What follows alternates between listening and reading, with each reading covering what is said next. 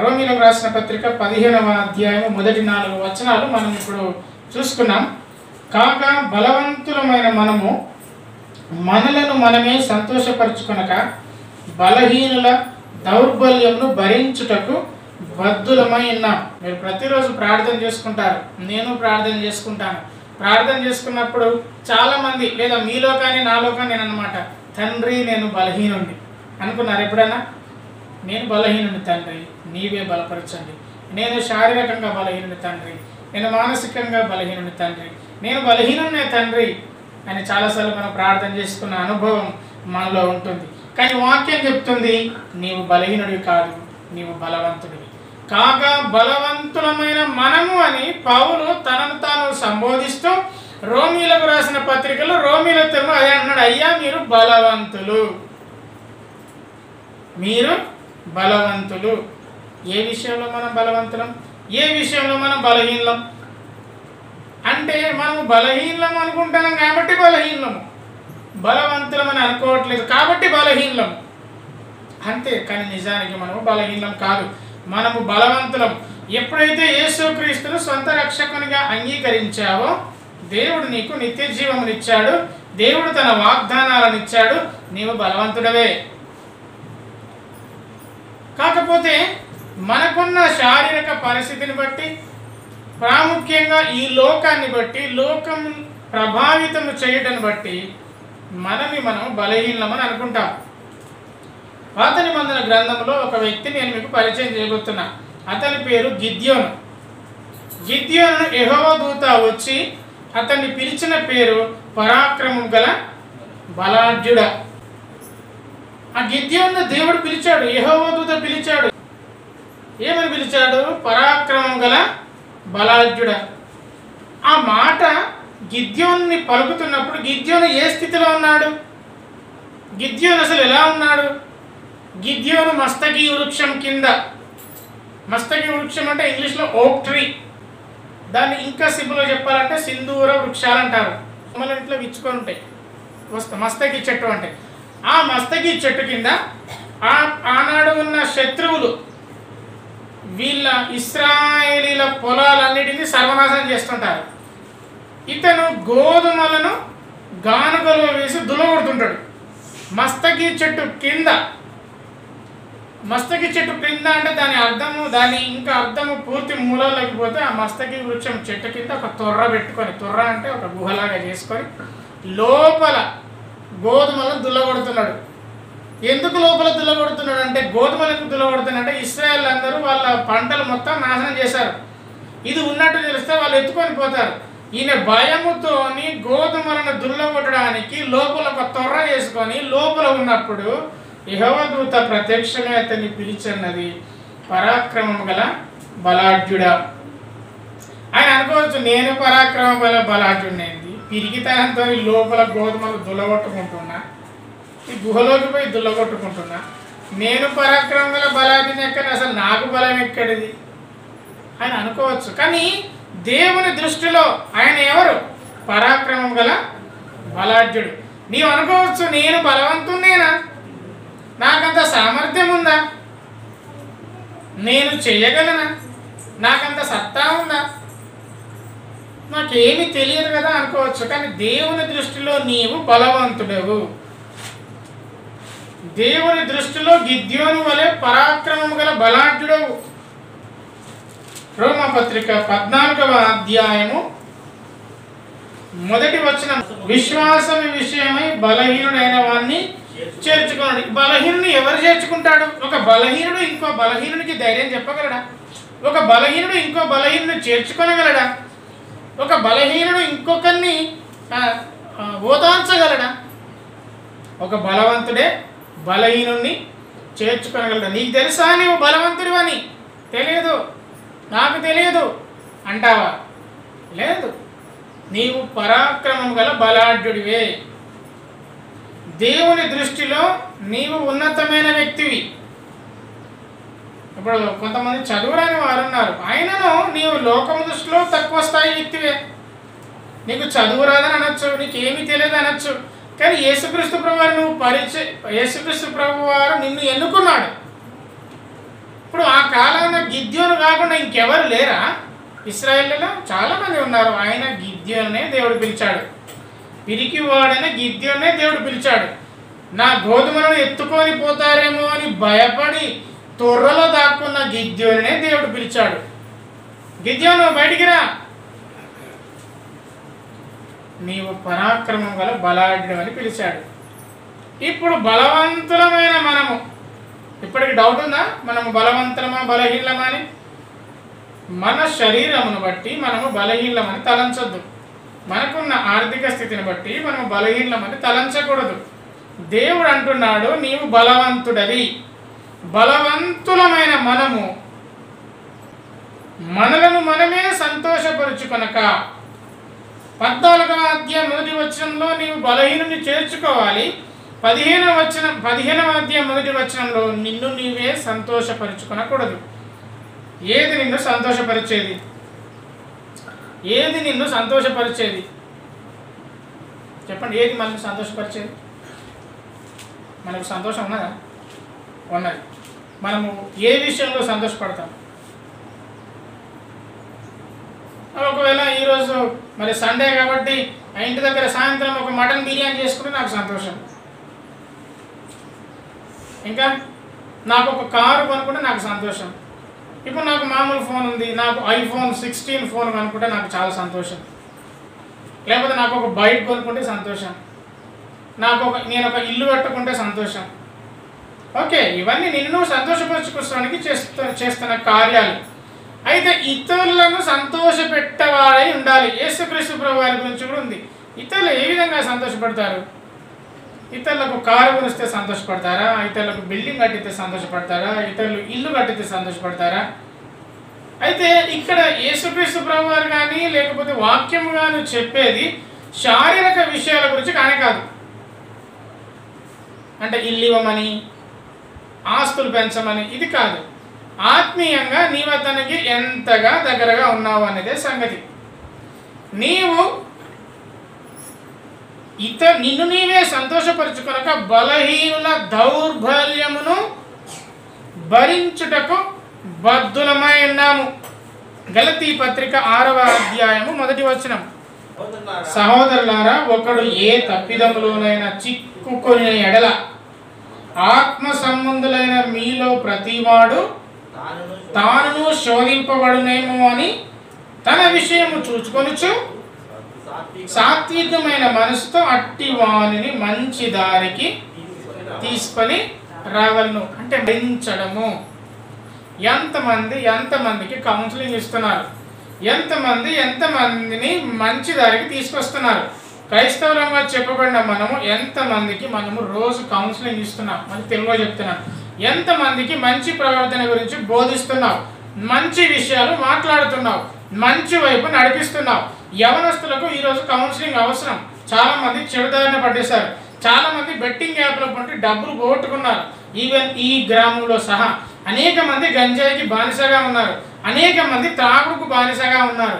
ఎంతమందిని నువ్వు బోధిస్తున్నావు? చాలా బాధాకరమైన విషయం.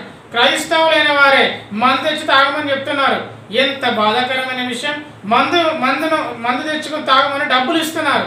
ఎంత బాధాకరమైన విషయం. వారిని తాగుబోతుగా తయారు చేస్తున్నావా నీవు? ఎంతమంది బలహీనుల యొక్క దౌర్బల్యంను భరిస్తున్నారు. బలహీనుని చేర్చుకోవాలి. బలహీనతను అంటించుకోవడం కాదు, చేర్చుకోవాలి కదా.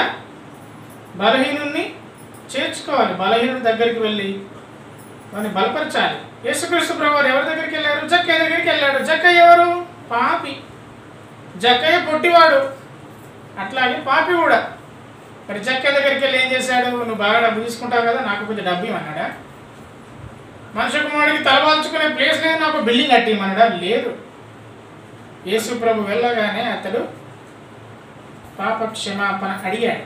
నేను ఎవరినైతే నష్టం చేశానో దానికి కొన్ని రేట్ల డబ్బులు ఎంత అన్నాడు? ఎన్నెంతలు? 4 వంతులు చెల్లిస్తా అన్నాడు. ఎంతమంది దగ్గర ముంచిండో, ఎంతమంది దగ్గర లంచం తీసుకున్నాడో, ఎంతమంది దగ్గర డబ్బులు అన్యాయంగా తీసుకున్నాడో. ఆ కాలంలో రోమన్ చక్రవర్తుల కాలంలో బొచ్చుకు కూడా పన్ను ఉండేది, జుట్టు వేయించుకుంటూ కూడా పన్ను ఉండేదంట. అటువంటి కాలంలో ఆ చక్కగా మారు మనసు పొందాడు, బలహీన దగ్గరికి వెళ్ళాడు, యేసుక్రీస్తు పాపులతో సహవాసం చేశాడు, కానీ పాపం అడ్డించుకోలేదు. మరి ఎంతమంది బలహీనతలు మనము, అయ్యా నువ్వు బలహీనుడివి, ఇది చెయ్యకు అని చెప్తున్నాను. ముఖ్యంగా చెప్పే ముందు ఎలా ఉండాలంటే, ముందు మనల్ని జ్ఞాపకం పెట్టుకోవాలి, మన ప్రవర్తన కాపాడుకోవాలి. ఆత్మ సంబంధమైన మీరు కూడా ఒకవేళ అతనికున్న బలహీనత చేత నేను కూడా శోధింపబడతానేమో అని ఆలోచన చేసి మన ప్రవర్తన కాపాడుకొని అతనిని కూడా సాత్వికమైన మనసుతో మంచి దారికి తీసుకురావాలి. క్రైస్తవ్యం అంటే కేవలం ఆదివారం వచ్చి భజన చేసి ఇంట్లో కూర్చునేది కాదు, అనేక మందిని సత్ప్రవర్తన విషయమే నడిపించేదిగా ఉండాలి. దేవునికి స్తోత్రం. అనేక మంది స్నేహితులు మనకున్నారు, అనేక మంది వ్యక్తులు మనకున్నారు, అనేక మంది అన్యులు మనకు తెలిసిన వారు ఉన్నారు. ఎంతమందికి మనము మంచి విషయాలు బోధిస్తున్నాం చెప్పండి? ఎంతమందితో మంచి విషయాలు మాట్లాడుతున్నాం చెప్పండి? నిజం చెప్తున్నాను, మనకు మంచి విషయాలు అంటే ఇష్టం ఉండదు. మనందరికీ దురద చెవులు అంటే ఎక్కువ ఇష్టం, దురద చెవులు గలవారు. అందుకే ఎవరన్నా మంచి పని చేస్తే అతన్ని పోవడం మనకి ఇష్టం ఉండదు. కానీ ఒకవేళ వాడేలా తప్పు చేస్తే ఆ సమాచారాన్ని 10 మందికి చెప్పకుండా నిద్రపోం. ఇది లోకానుసారమైన వ్యక్తులు, కానీ మీరు ఆత్మ సంబంధులైన వారు. దేవునికి స్తోత్రం. ఈ ఆత్మ సంబంధమైన వారం, పరలోక యేసుక్రీస్తు ప్రభు వారి సంబంధమైన వారం కాబట్టి మనతో పరిచయం ఉన్న ప్రతి ఒక్కరితో మంచి విషయాలు మాట్లాడాలి, మంచి విషయాలు చెప్పాలి, మంచిని ప్రోత్సహించాలి. ఈ లోకాన మంచి ఉందా చెడు ఉందా? చెడే ఉంది. మంచి విషయాలు మాట్లాడే వారికి స్నేహితులు తక్కువ, నాకు స్నేహితులు తక్కువ. నాతో మాట్లాడడానికి ఎవరికి ఇంత ఇష్టం ఉండదు. ఎందుకంటే నేను ఏం చెప్తాను, ఆదివారం చర్చికి రమ్మని చెప్తాను, నేనేం చెప్తాను, త్రాగకూడదని అని చెప్తాను, ఏం చెప్తాను, బూతులు మాట్లాడద్దని చెప్తాను. అందుకే ఎవరి దగ్గరికి రారు, నో ప్రాబ్లం, ఎవరు రాకుండా ఏం కాదు. ఈ లోకంలో స్నేహం కూడా ఏం అవసరం లేదు. మనం దేవుని బిడ్డలతో స్నేహం, దేవుని పిల్లలతో సాన్నిహిత్యం మనకు చాలా అవసరం. వీలున్నంత వరకు మనము బలహీనుని చేర్చుకోవడానికి ప్రయత్నం చేయాలి. ఎందుకంటే నీవు బలవంతుడివి, అతని బలహీనతను వండించుకోవద్దు. ఒక తాగుబోతుడితో, అందరు లోకంలో అంటున్నారు కదా, ఒక 10 మంది తాగుబోతులతో ఒక మంచి వ్యక్తి కలిస్తే ఆటోమేటిక్గా వాడేమవుతాడు? తాగుబోతుడు అవుతాడు. కానీ మనం ఎవరమంట? ఆత్మ సంబంధులైన వారము కాబట్టి ముందుగా వాడి శోధనలో మనము పడిపోతామేమో అని జాగ్రత్తగా మనల్ని మనము చూసుకుంటూ వాడిని మంచి దగ్గర తీసుకురావాలి. వాని దగ్గరకు నువ్వు వెళ్ళడం కాదు, నీ దగ్గరలోకి వాడిని తీసుకొని రావాలి. అంటే నీ సాక్ష్యం ఎలా ఉండాలి? నీవు బలవంతుడైన వాడివి, నీవు బలహీనుడివి కాదు. గిద్యోనుకున్న ఒక అనుభవాన్ని మనము స్వయంగా లేఖనాల నుంచి చూద్దాం. న్యాయాధిపతులు 6వ అధ్యాయం 11, 12, 13 వచనాలు చూద్దాం.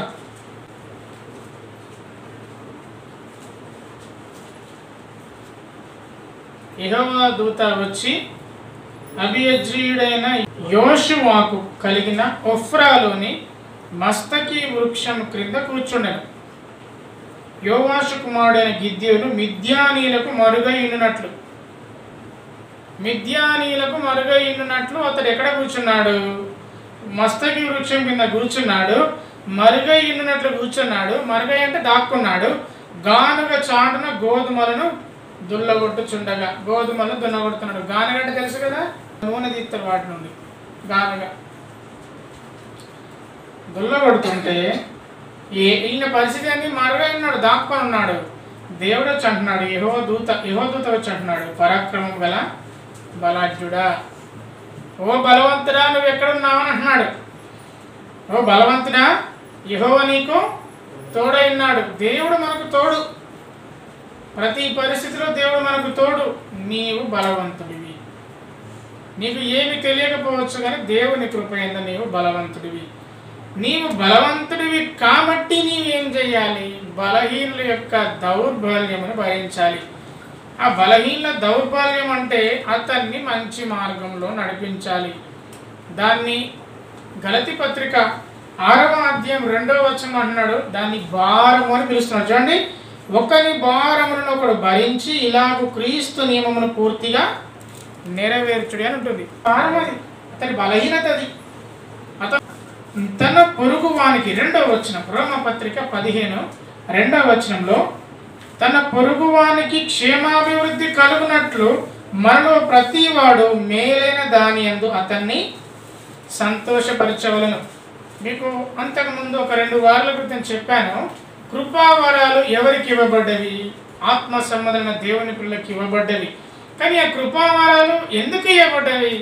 నిన్ను నువ్వు సంతోషపరచుకోవడానికి కాదు, ఇతరుల క్షేమాభివృద్ధి కొరకు కృపావరాలు ఇవ్వబడింది.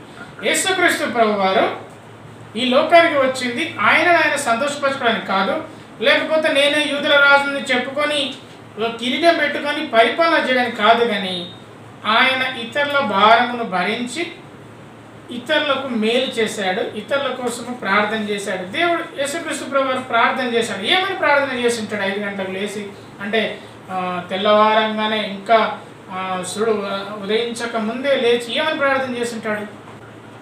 ఇతరుల కొరకే, ఇతరుల కోసమే. మన ప్రార్థన ఎవరి కోసం? మన కోసమే. మన ప్రార్థన ఎవరి కోసం? మన కోసమే.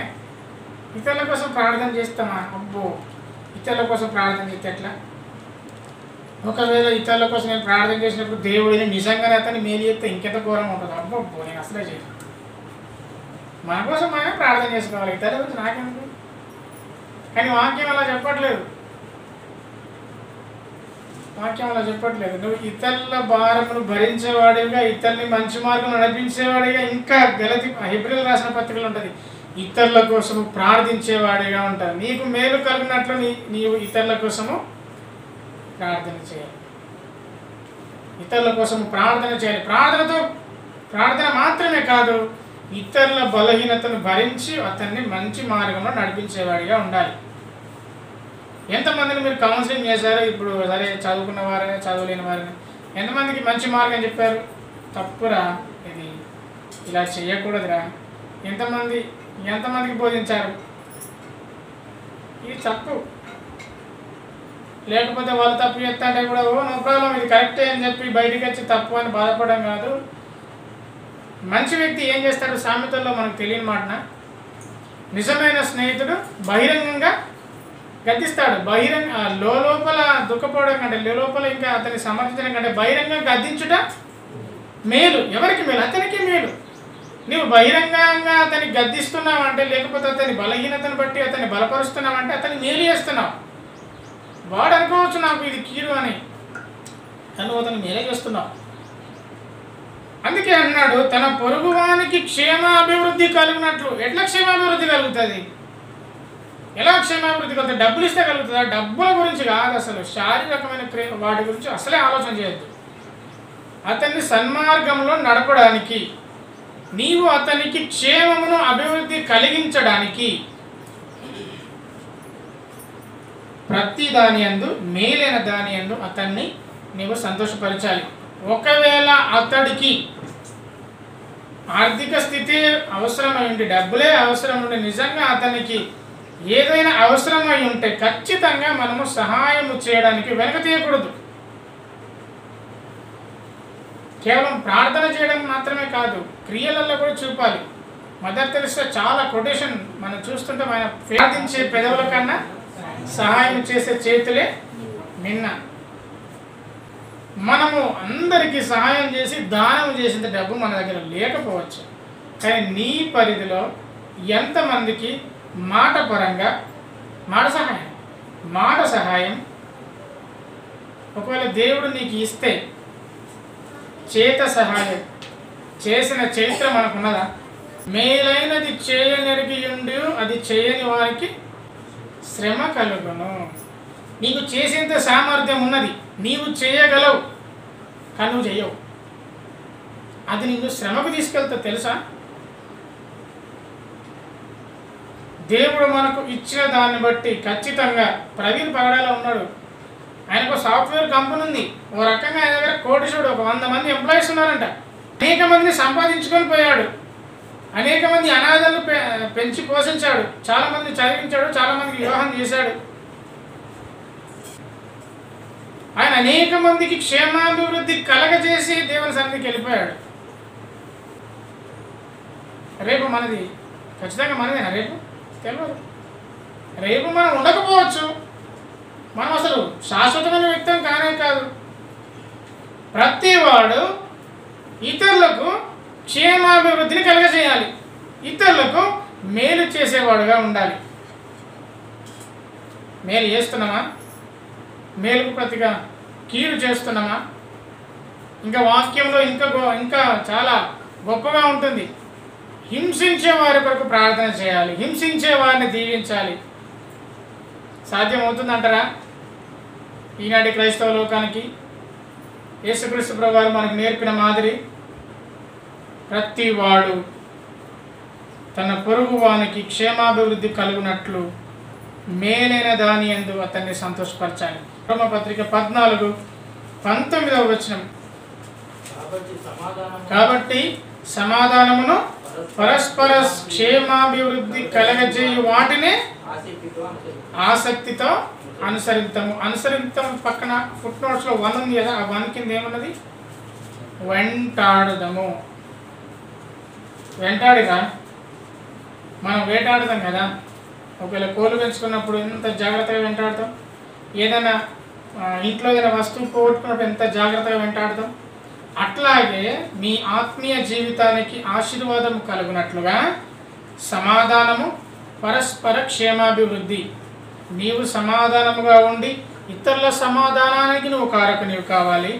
నీవు క్షేమంగా ఉండి ఇతరుల క్షేమాభివృద్ధికి కారకునిగా ఉండాలి. పరస్పర క్షేమాభివృద్ధి అంటే నీవు జరిగించే కార్యము ఇతరులకు క్షేమాభివృద్ధి కలిగించాలి. నీకే మేలుకరంగా కాదు, ఇతరులకు మేలుకరంగా ఉండాలి. అప్పుడు నీవు దేవుని ప్రేమను చూపించినప్పుడు దేవుడు ఒకవేళ అతన్ని ఆకర్షించవచ్చు. నీవు మేలైన దాని యందు సంతోషపరచాలి. కొరింథీయులకు రాసిన మొదటి పత్రిక 10వ అధ్యాయము 33వ వచనం. కొరింథీయులకు రాసిన పత్రిక 10వ అధ్యాయము 33వ వచనం. ఇలాగూ నేను కూడా, ఎవరు మాట్లాడుతున్నారు ఈ మాట? అపోస్తలుడైన పౌలు. నేను కూడా ఏం చేస్తున్నానంటే స్వప్రయోజనమును కోరక అనేకులు రక్షింపబడవలనని వారి ప్రయోజనమును కోరుచు. ఎంత గొప్ప మాట! ఈయన ఎవరి ప్రయోజనమును కోరుతున్నాడంట? ఇతరుల ప్రయోజనమును కోరుతున్నాడు. ఇతరులు ప్రయోజకులు అవుతారంటే పౌలుకు చాలా సంతోషం. ఇతరులు నాశనం అయితే పౌలుకు చాలా బాధ. ఒక లోకానుసారమైన వ్యక్తి రివర్స్ ఉంటుంది కదా. ఇతరులు ప్రయోజకుడు అయితే ఈయనకు మంట, ఇతరులు నాశనం అయిపోతే ఈయన పండగ. ఆత్మానుసారమైన వ్యక్తి అయిన పౌలు మాట్లాడుతున్నాడు. నేను నా ప్రయోజనంలో నేను కోరుకోవట్లేదు. నేను బాగున్నాను, నా అకౌంట్లో మంచి డబ్బులు ఉన్నాయి, నాకు కావాల్సిన బట్టలు ఉన్నాయి. ఇంకొని గురించి నాకెందుకు? ఇంకొని గురించి నాకు ఏమవసరం? పోదాం, ఆదివారం పోదాం. తండ్రి నాకు అకౌంట్లో డబ్బులు ఇచ్చినందుకు వందనాలు. ఈరోజు నాకు మంచి భోజనం ఇచ్చినందుకు వందనాలు. నాకు ఆరోగ్యం ఇచ్చినందుకు వందనాలు. ఓకే, మరి ఇతరుల బలహీనత గురించి నువ్వేం ఆలోచన చేస్తలేవా? ఇతరుల కోసము వారి బలహీనతను కనీస మానవత్వ దృక్పథంతో కొంత సహాయం చేసే ఆలోచన కూడా రావట్లేదా? వాక్యం మనకు అది నేర్పుతుంది. యేసుక్రీస్తు ప్రభువారు నేర్పుతున్నాడు. పౌలు అది మనకు నేర్పుతున్నాడు. నేను ఎట్లా ఉన్నానో చెప్తున్నాడు. నేను ఎట్లా ఉన్నానో చెప్తున్నాను అని పౌలు అంటే, నేను క్రీస్తుని పోలి నడుచుకున్న ప్రకారం మీరు కూడా నన్ను పోలి నడుచుకోవాలి. కాబట్టి ఆయన వలె మనం ఉండాలి. ఇతరుల బలహీనతను, ఇతరుల యొక్క బలహీనతను బట్టి ఎంతమందిని మనము వారిని సన్మార్గంలో నడిపించడానికి కనీస ప్రయత్నం చేశాం. ఎవరు అవసరం లేదు, మన స్నేహితులు, మన బంధువులు, మన చుట్టుపక్కల ఉన్న వారిని. వారి ప్రయోజనమును కోరుకొనుచు అన్ని విషయంలో అందరినీ సంతోషపెట్టుచున్నాడు. ఎన్ని విషయాలంటే అన్ని విషయాల్లో సంతోషపెట్టుచున్నాడు అపోస్తలుడైన పౌలు గారు. దేవుని ప్రేమైన పిల్లలంగా ఒకవేళ నీకు సహాయం చేసే అంత స్థాయి ఉండి నీ సహాయం ఇతరులకు సంతోషంగా ఉంటుంది అంటే ఖచ్చితంగా చేయాలి. నీకు సహాయం చేసేంత స్థాయి నీకుంది, నువ్వు చేసే సహాయం వల్ల ఇతరులకు సంతోషం కలుగుతుందంటే ఖచ్చితంగా మనం చేసి తీరాలి. దేవుడు నిన్ను ఆశీర్వదిస్తాడు. ఆమేన్. మనుషులు ఆశీర్వదించడం కాదు. ఇప్పుడు నేను అంటాను కదా, దేవుడు మిమ్మల్ని దీవించునుగా కానీ నేను అంటాను, ఓకే. కానీ నా ఆశీర్వాదం కంటే, నా మాట కంటే దేవుని మాట బహుబలమైనది. దేవుడు నిన్ను ఆశీర్వదిస్తాడు. దేవుడు కోరుకునే ప్రవర్తన అదే.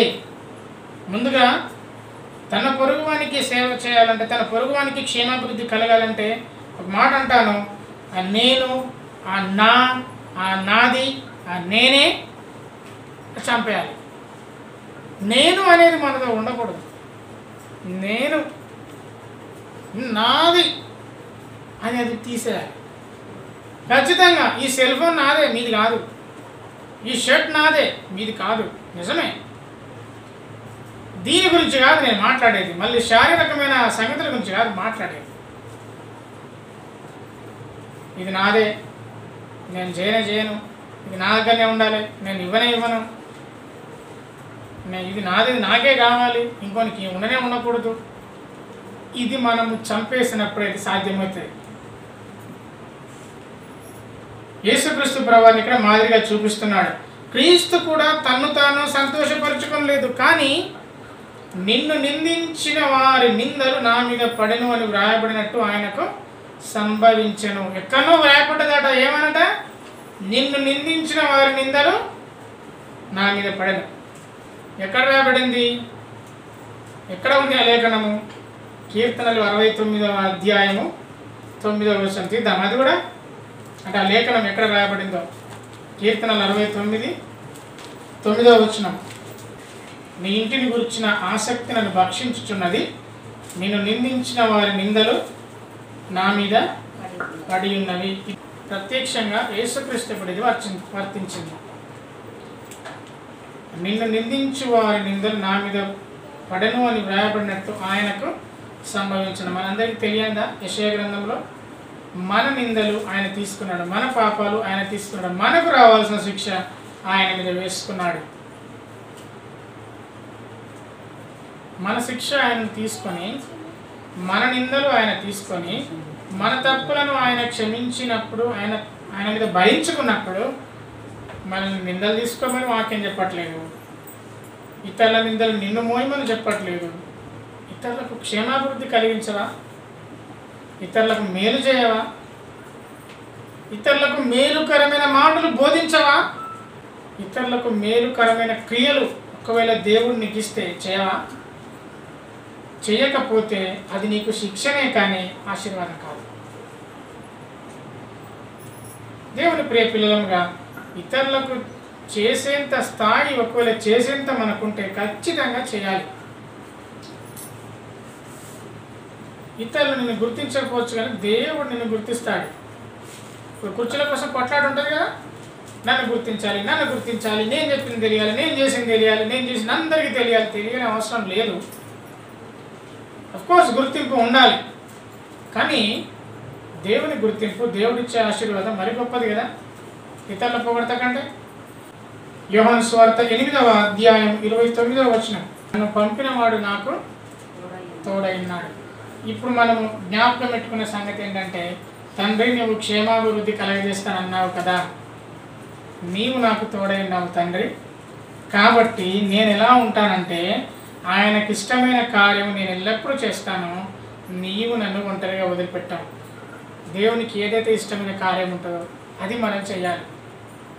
ఆయనకి ఇష్టమైన కార్యాలలో ఇదొకటి, ఇతరులకు క్షేమాభివృద్ధి కలగజేయడం, ఇతరుల యొక్క మేలును కాంక్షించడం, ఇతరులకు మేలు చేయడం, ఇతరులను మంచి దారిలో నడపడం, ఇతరులను సన్మార్గంలో నడపడం.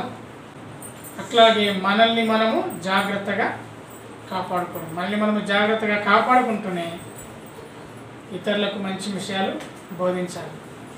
వాచ్మెన్ని పేరున్నారు కదా, వాచ్మెన్ని. ఆ వాచ్మెన్ని యేసుక్రీస్తు ప్రభువుని విశ్వసించిన తర్వాత ఒక డిన్నర్కి వెళ్ళాడు.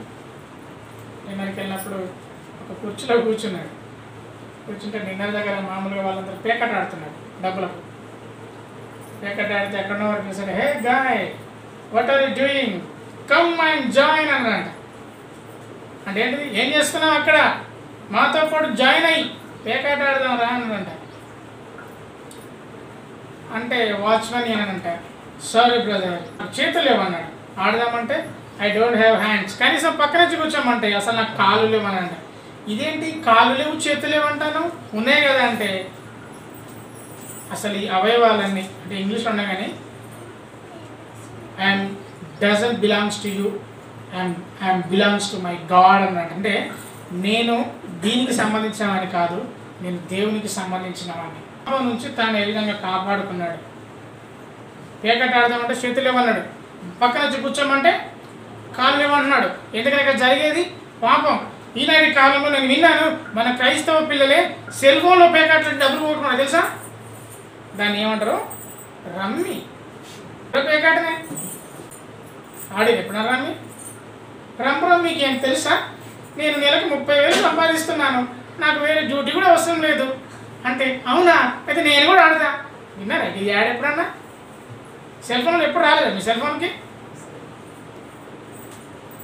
వాళ్ళు క్షేమాభివృద్ధి కలగజెప్తారా, మళ్ళీ ముంచుతున్నారా, మళ్ళీ నాశనంలో నడిపిస్తున్నారా? ఎంతమంది రమ్మి గేమ్ ఆడి నాశనం అయిపోయారు, ఎన్ని కుటుంబాలు విచ్ఛిన్నమైపోయాయో నాకు తెలుసు వ్యక్తిగతంగా. అప్పుల పాలై ఎంతమంది ఉన్నారో నాకు తెలుసు. నేను బయట వాళ్ళ గురించి మాట్లాడుతున్నాను, మన క్రైస్తవుల కుటుంబాల్లో ఉన్న పిల్లల గురించి మాట్లాడుతున్నాను. ఏది నీకు క్షేమాభివృద్ధి కలిగించేది? వద్దురా అని చెప్పినామనుకో, దానికి వాడిచ్చే క్లాస్ ఉంటుంది చూడాలి. ఇక నన్నే వద్దంటావా అని చెప్పి నీకేం తెలుసా అంటాడు. మంచి విషయాలు ఇతరులకు చెవులకు దురదగానే ఉంటాయి, కానీ అవి ఇతరులకు క్షేమాభివృద్ధిని కలిగిస్తాయి. వాడు విన్నా వినకపోయినా చెప్పడం నీ బాధ్యత. నీ బాధ్యత నువ్వు మర్చిపోవద్దు. తాగకురా, లివర్లు ఖరాబ్ అవుతాయి, లివర్లు పాడైపోతాయని చెప్పాలి, అది నీ బాధ్యత. నేను చెప్పినా దండగే అనుకుంటే ఎవరు మరి చెప్పేది? యెషయా ప్రవక్తతో అంటాడు, అయ్యో నేను వారి దగ్గరికి ఎవరిని పంపుతాను అంటే యెషయా ఏమన్నాడు విన్నారా? నేనున్నాను, నన్ను పంపు. నేను చెప్తాను, నన్ను పంపు.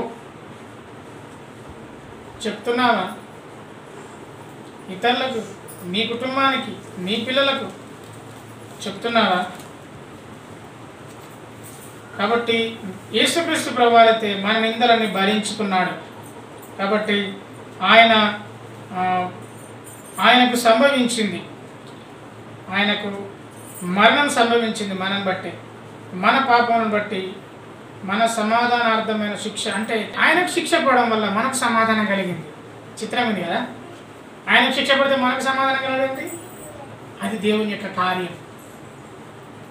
కాబట్టి ఇప్పుడు మనము సమాధానం కలిగి ఉండాలంటే ఆయనను బట్టి మనము సంతోషించి, ఇతరులను సంతోషపెట్టి, ఇతరుల బలహీనతలను భరించి వారికి బుద్ధి చెప్పినప్పుడు నిజంగా చెప్తున్నాను, మీ హృదయంలో సమాధానం ఉంటుంది, మీకు చక్కగా నిద్రపడుతుంది అన్నాడు.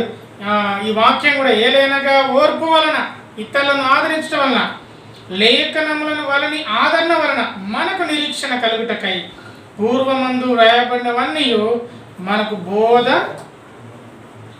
కలుగు నిమిత్తము వ్రాయబడింది. ఈ బోధ, ఈ లేఖనాలు ఎందుకు వ్రాయబడ్డాయి అంటే బోధ కలగడానికి. ఈ బోధ ఏం చేస్తుంది అంటే దేవుని వాక్యమును గురించిన బోధ ఏం చేస్తుంది? మొట్టమొదటిగా ఓర్పునిస్తుంది. ఓర్పునివ్వడానికి వ్రాయబడ్డవి, లేఖనముల వల్ల ఆదరణనివ్వడానికి రాయబడింది, నిరీక్షణనివ్వడానికి ఇది బోధించబడింది. ఈ లేఖనాలు ఎందుకు రాయబడింది? ఈ లేఖనాలు బైబిల్ ఎందుకు రాయబడింది? మనకు బోధ చెప్పడానికి రాయబడింది. మరొక మాట చూస్తాను. 1 కొరింథీ 10వ అధ్యాయం 11వ వచనం. 1 కొరింథీ 10:11 వచనం. ఈ సంగతులు దృష్టాంతములుగా వారికి సంభవించి యుగాంతమందున మనకు బుద్ధి కలుగుటకై వ్రాయబడిను. లేఖనాలు వ్రాయబడినవి 2 కారణాలు. ఒకటి బుద్ధి. లేఖనాలను చూసి, కొంతమంది వ్యక్తులను చూసి, ఏశావును చూసి మనం బుద్ధి తెచ్చుకోవాలి. జ్యేష్ఠత్వాన్ని నమ్ముకొని వాగ్దానాన్ని కోల్పోయాడు, బుద్ధి తెచ్చుకోవాలి. దావీదును చూసి బుద్ధి తెచ్చుకోవాలి. వ్యభిచారం చేసి 4 ఇంతల శిక్ష పడ్డాడు. సాంసోను చూసి బుద్ధి తెచ్చుకోవాలి. వ్యభిచారం చేసి తన ప్రాణాన్ని కోల్పోయాడు. వ్యభిచారం చేయడానికి వెళ్ళి దెలీలా అనే ఆమె చేత ప్రేరేపించబడి ప్రాణం కోల్పోయాడు. బుద్ధి తెచ్చుకోవాలి. యేసుక్రీస్తు బోధన విని జ్ఞానం తెచ్చుకోవాలి. ఒకటి మనకు బుద్ధి కలగడానికి, మరొకటి బోధ కలగడానికి. తప్పు జరిగితే బుద్ధి తెచ్చుకోవాలి. అయ్యో బుద్ధి అయింది నాకు, బుద్ధి కలిగింది నాకు, తండ్రి క్షమించు అనాలి. దేవుని వాక్యం వినడం ద్వారా, ఆ బోధన మనం వినడం ద్వారా మన జీవితాన్ని చక్కగా నడిపించుకునే పిల్లలుగా ఉండాలి.